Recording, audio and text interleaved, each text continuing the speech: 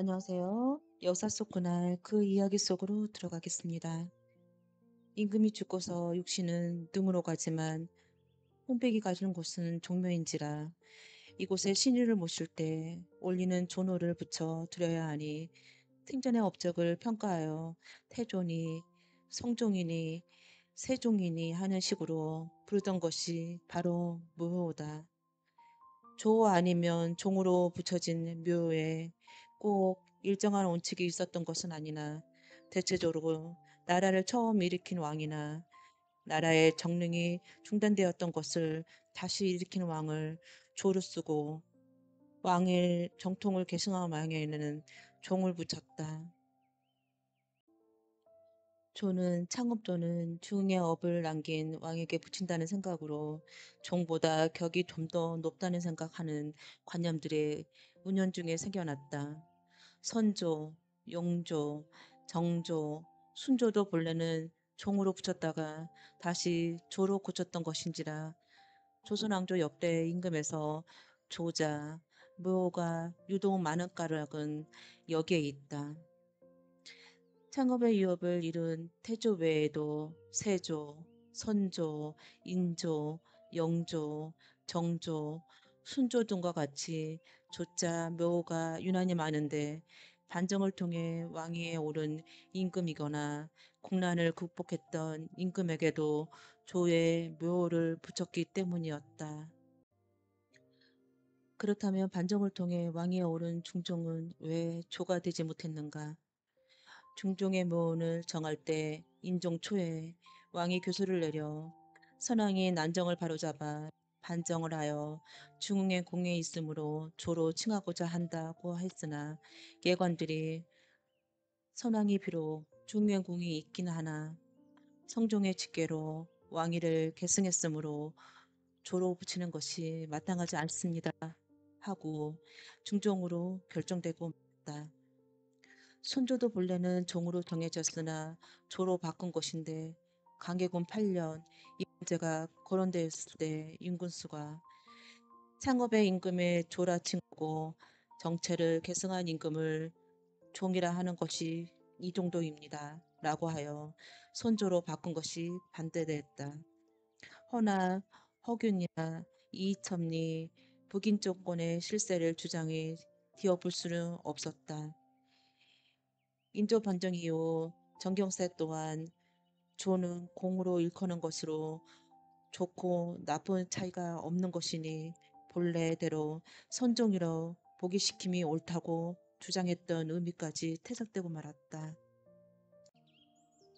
그런데 조선조 2대 임금은 승하 후 260년이 지나도록 묘도 없이 명나라에서 내려준 시호에 따라 그냥 공정왕이었으니 그 짧은 제위 2년 동안 불과한 실록이라 할지언정 그냥 공정왕 실록이 되었다.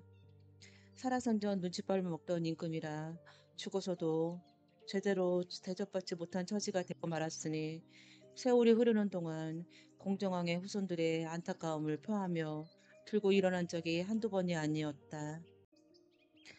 세월이 흘러 숙종 7년 1681년 신유에 공정왕 묘에 추상을 하였으니 교리 오도일이 공정왕의 모요를 올리기를 청하였을 적에 임금이 대신과 유신들에게 의논하게 하고서 이르기를 우리 왕조 역대 선왕께서 모두 묘가 있었는데 하물며 공정대왕의 큰 공과 높으신 덕으로 아름다운 묘가 아직까지 없다니 어찌 국가의 큰 결례가 아니겠는가. 추후로 묘를 올리는 것이 조금도 불가할 게 없으니 예조에 명하여 곧 거행하도록 하라 고 명령하였다. 이에 강화도 비장등 실록을 상곡해 하고 다시 대신과 이품 이상으로 하여금 운원하여 묘를 올리도록 하여 종종이란 존호를 올렸으니 조선조 2대 임금이 종종은 실로 승하한 지 262년 만에 차진 묘효가 되었다. 그러나 숙종 9년 1683년 개해에 봉종왕 송시열이 상소했다. 태조의 시호가 넉 자뿐인데 다른 임금의 시호와 도리어 글자 수가 더 많으니 편찮습니다. 이와 더해서 회군한 대의가 시호에 들어가지 않은 것이 유감이 오니 청컨대 명나라에서 시호를 추가해 올리는 예를 따르소서라고 청하였으니 종종에게 더하여 올린 시호의 법칙에 따라 태조와 태종의 시호까지 더 올렸다.